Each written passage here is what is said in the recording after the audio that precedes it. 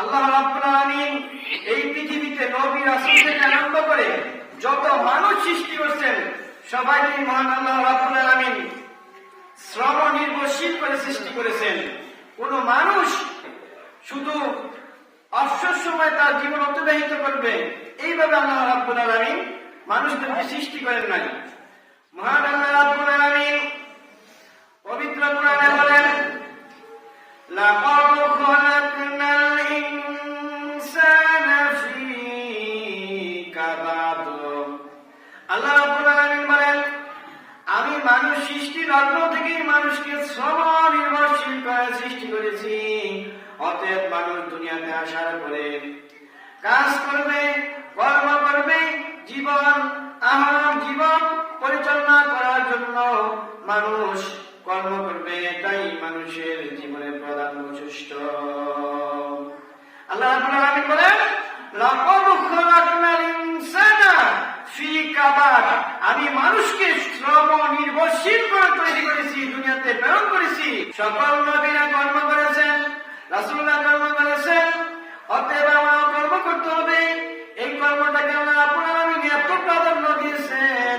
পবিত্র কোরআনে বলেন, ফাইদা কুদিয়াতিস সালাতু ফান্তাশিরু ফিল আরদি ওয়াবতাগু মিন ফাদলিল্লাহ।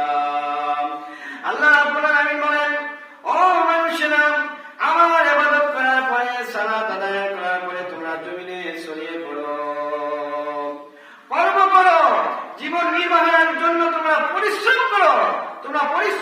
পরিশ্রম করতে করতে তোমাদের জীবন পরিচালনা করো। আমি আল্লাহ রাব্বুল আলামিন এইভাবে সংসার পরিচালনা করার জন্যই আমি তোমাদেরকে দুনিয়াতে প্রেরণ করেছি। অতএব আমরা আল্লাহ রাব্বুল আলামিনের ইবাদতের পাশাপাশি আমরা হালাল রুজি ইনকাম করার জন্য জমিনের মধ্যে ছড়িয়ে পড়তে হবে।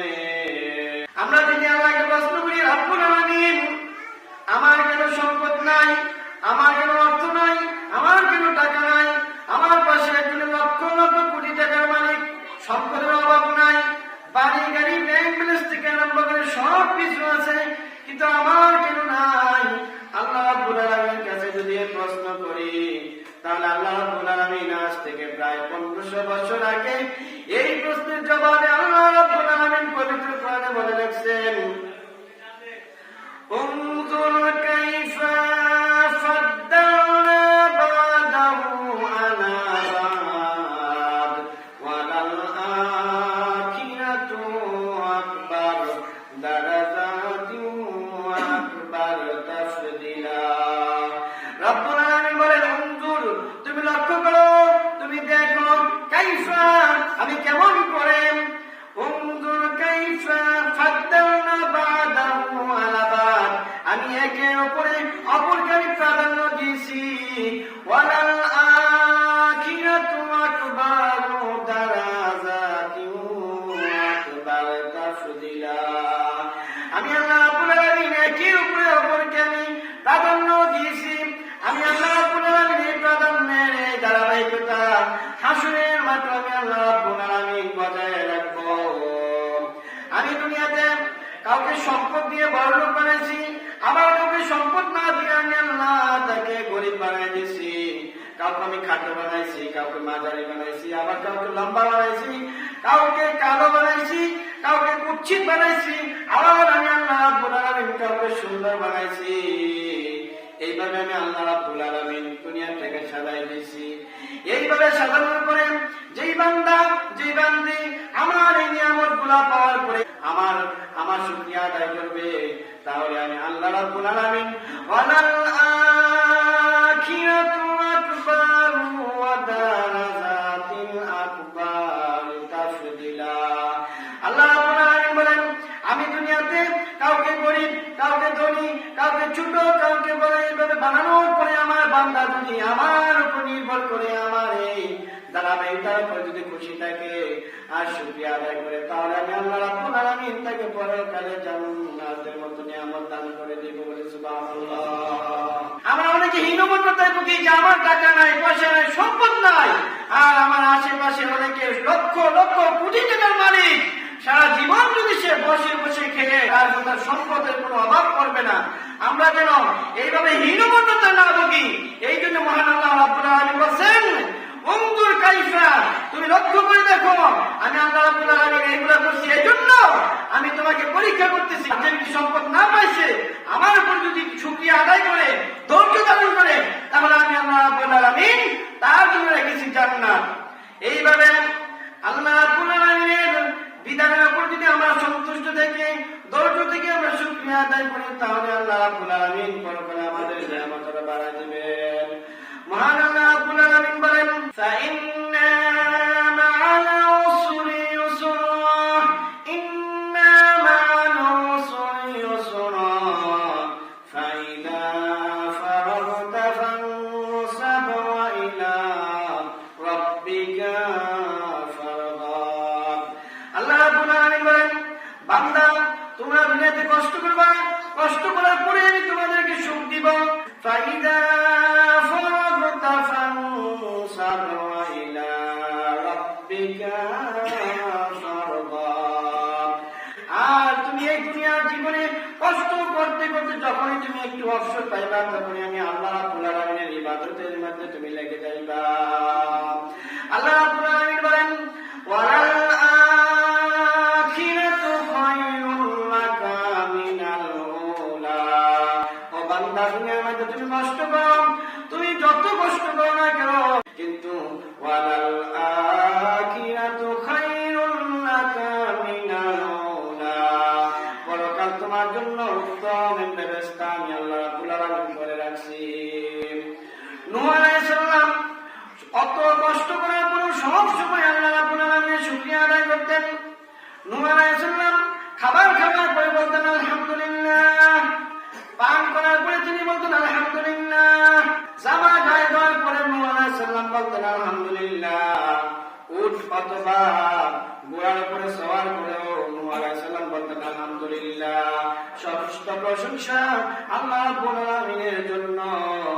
এইভাবে নূহ আলাইহিস সালাম সমস্ত কাজের পরে যখন আল্লাহর নিয়ামতের পরে যখন শুকরিয়া আদায় করতেন, নূহ আলাইহিস সালাম কে আল্লাহ রাব্বুল আলামিন বলেন আব্দুশ শাকুর, মানে কৃতজ্ঞ বান্দা।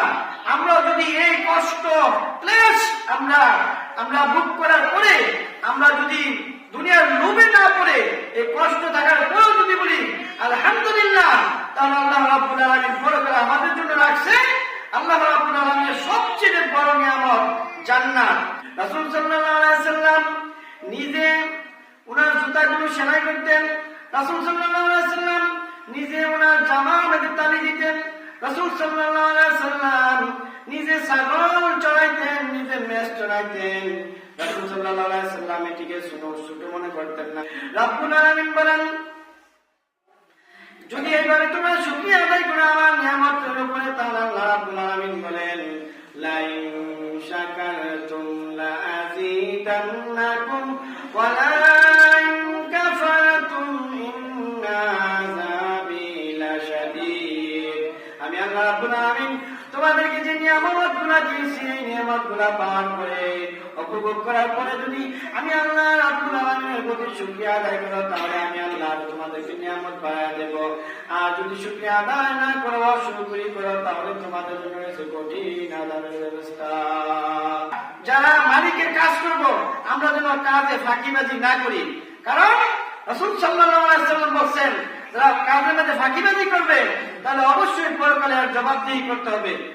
রাসূল সাল্লাল্লাহু আলাইহি সাল্লাম বলেন, তিন ব্যক্তির নামাজ মাথার উপরে ঝুলতে থাকে, এই নামাজ আল্লাহ রাব্বুল আলামিনের দরবারে পৌঁছে না। তিন ব্যক্তির নামাজ মাথার উপরে ঝুলতে থাকে, তার মধ্যে এক ব্যক্তি হইছে যে শ্রমিক মালিকের কাজের মধ্যে যাইয়া ফাঁকিবাজি করলো, মালিককে না জানাইয়া সে কাজ না করে অন্যদিকে চলে গেল। অনেক মানুষ আছে, বিশেষ করে এরা প্রবাসী হয়, যে একজনের মালিকের কাজ করার জন্য গেছে, যাওয়ার পরে তার এই বেতনে পুষতেছে না, তখন সে ভিসা কাগজপত্র আকামা কাগজ নিয়ে ভাগ্যা যায়, অন্য মালিকের কাছে চলে যায়, তখন লুকিয়ে লুকিয়ে কাজ করে। এটা ইসলামের দৃষ্টিতে জায়েজ নাই। রাসূল সাল্লাল্লাহু আলাইহি ওয়াসাল্লাম বলেন, যারা এইভাবে কাজ করবে মালিকের ফাঁকি দিয়া মালিকের সাথে ওয়াদাবদ্ধ হইয়া যে ওয়াদা ভঙ্গ করে চলে যাবে, সে যতদিন নামাজ পড়বো ওই নামাজটা তার মাথার উপরে ঝুলতে থাকবে, আল্লাহ রাব্বুল আলামিনের দরবারে পৌঁছবে না। অতএব আমরা যারা কর্মজীবী, শ্রমজীবী, আমরা যেন অবশ্যই পরকালের ভয়ে আমাদের দায়িত্ব আমরা পালন করে নেই। রাসূল সাল্লাল্লাহু আলাইহি ওয়াসাল্লাম বলেন, এই পৃথিবীতে প্রত্যেকটা মানুষ দায়িত্বশীল, যার যার দায়িত্বকে কেন্দ্র করে আল্লাহ রাব্বুল আলামিন হাসরের মাঠে তার জবাবদিহি নিবে। অনেকে আছে কর্মজীবী, কর্মটাকে পছন্দ করে না, ভিক্ষা বিক্রি করে, গাড়ির থেকে নামাজ হয় না, নামাজ সাথে সাথে 2 জন 4 জন 5 জন আসে টাকার জন্য, 3 কারণে ভিক্ষা করে যায়। কোন সমাজ উন্নয়নমূলক ভালো কাজে যদি মানুষের ঋণে পড়ে যায় তখন অন্যের কাছে হাত পাততে পারে। আবার কোনো মানুষ পঙ্গু হয়ে গেছে, তার আয় রোজগার করার কোনো পরিস্থিতি নাই, তাহলে সে ভিক্ষা করতে পারে। আরেকটা লোক আছে এমন অভাবী, তার সংসার চলে না, একবারে নিঃস্ব, তখন সে ভিক্ষা করতে পারে। আর এমন কিছু লোক আছে খোঁজ নিয়ে দেখা যায় তার বাড়িতে অনেক দালান কোঠা আছে, অনেক টাকার মালিক, তারপর সে ভিক্ষা করে। এভাবে মানুষ কর্মটাকে অবমূল্যায়ন করে সে ভিক্ষাটাকে প্রাধান্য দেয়, এটা ঠিক না। একজন ব্যক্তি রাসূল সাল্লাল্লাহু আলাইহি ওয়াসাল্লামের কাছে আসলো, আসার পরে বলতেছে, ইয়া রাসূলুল্লাহ, ইয়া হাবিবাল্লাহ, আমাকে কিছু দান করেন। রাসূল সাল্লাল্লাহু আলাইহি ওয়াসাল্লাম বলেন, তোমার ঘরে কি আছে? ওই ব্যক্তি বলে, ইয়া রাসূলুল্লাহ, ইয়া হাবিবাল্লাহ, গায়ে দেওয়ার জন্য একটা কাঁথা আছে, ওই কাঁথা অর্ধেকটা বিছাই অর্ধেকটা গায়ে দেন, আর পানি খাওয়ার জন্য একটা মশক আছে। রাসূল সাল্লাল্লাহু আলাইহি ওয়াসাল্লাম বলেন, তুমি এখনই বাসায় চলে যাও, ওই কাঁথা আর তোমার এই পানি খাওয়ার মশকটা আমার কাছে নিয়ে আসো।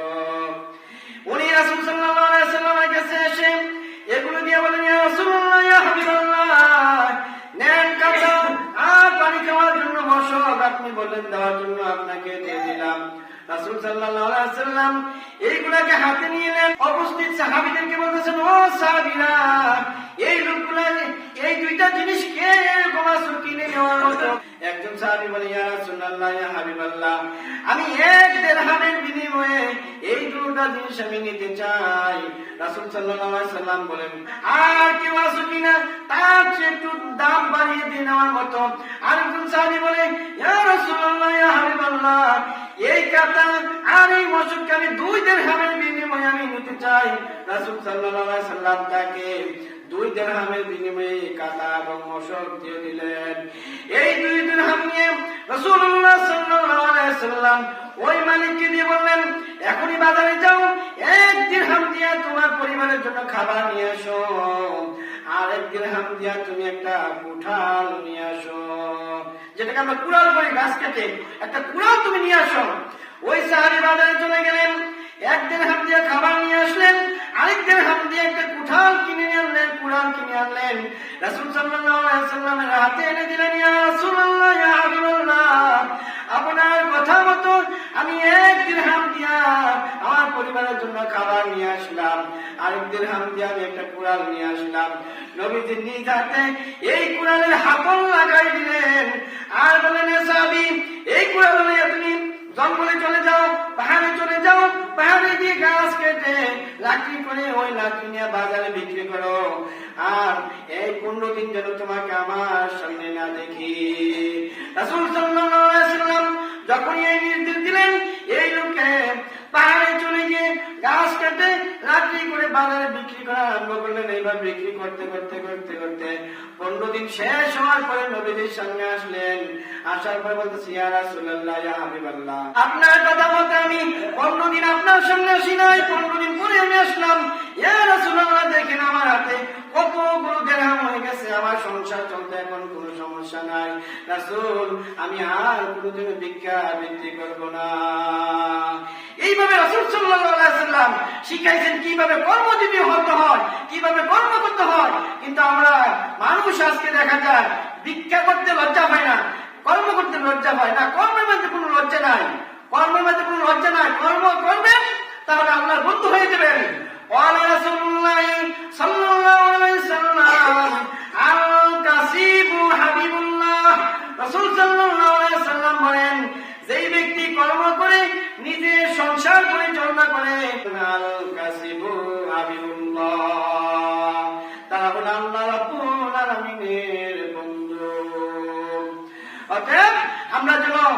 আমাদের জীবনটাকে পরিচালনা করি হালাল ইনকামের মাধ্যমে, হালাল ইনকামের মাধ্যমে, এবং কর্মকে যেন আমরা ছোট মনে না করি। অনেক মালিক আছে যে শ্রমিকের টাকা আটকে রাখে।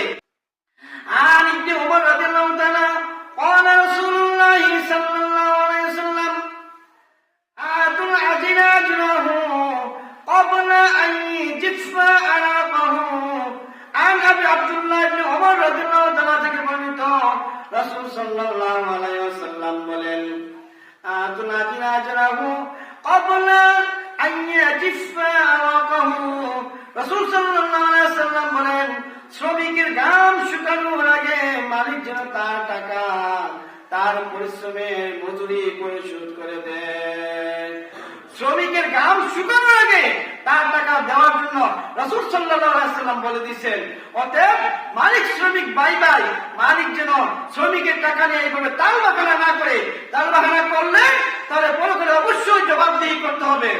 আবু বকর সিদ্দিক রাদিয়াল্লাহু তাআলা قال قال رسول الله صلى الله عليه وسلم لا يدخل الجنة سيء الملائكة। আবু বকর সিদ্দিক রাদিয়াল্লাহু তাআলা থেকে বর্ণিত, রাসূল সাল্লাল্লাহু আলাইহি ওয়াসাল্লাম বলেন, যেই মালিক শ্রমিকের সাথে খারাপ ব্যবহার করবে, তাকে অশ্লীলভাবে গালিগালাজ দিবে, তার জন্য জান্নাত হারাম। অতএব যারা মালিক আছে তারা যেন শ্রমিকের সাথে খারাপ আচরণ না করে, অশ্লীল ব্যবহার না করে। আর যারা শ্রমিক আছে তারা যেন কাজের মধ্যে ফাঁকিবাজি না করে। তারা যদি ফাঁকিবাজি না করে নিজের কাজটাকে, মালিকের কাজটাকে নিজের কাজ মনে করে, তাহলে এটা হবে একটা ইবাদত।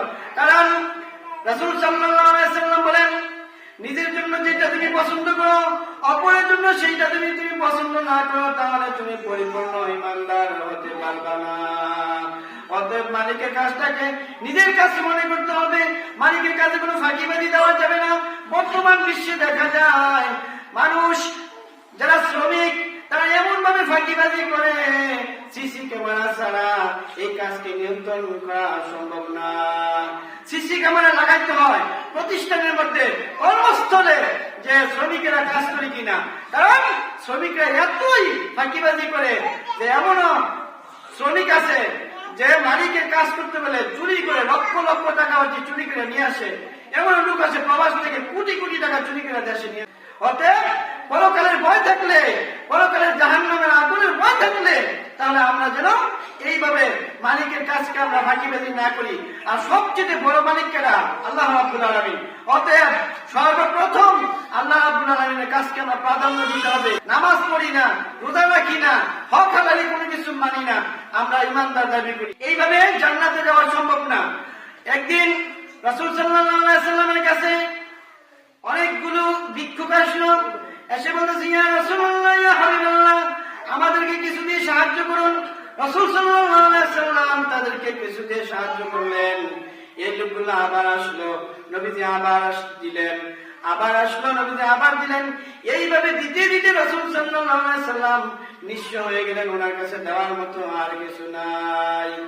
কিছু মানুষ আছে এইরকম নির্লজ্জ, তারা কাজ করে না, শুধু খালি অন্যের কাছে হাত পাতে, ভিক্ষাবৃত্তি করে।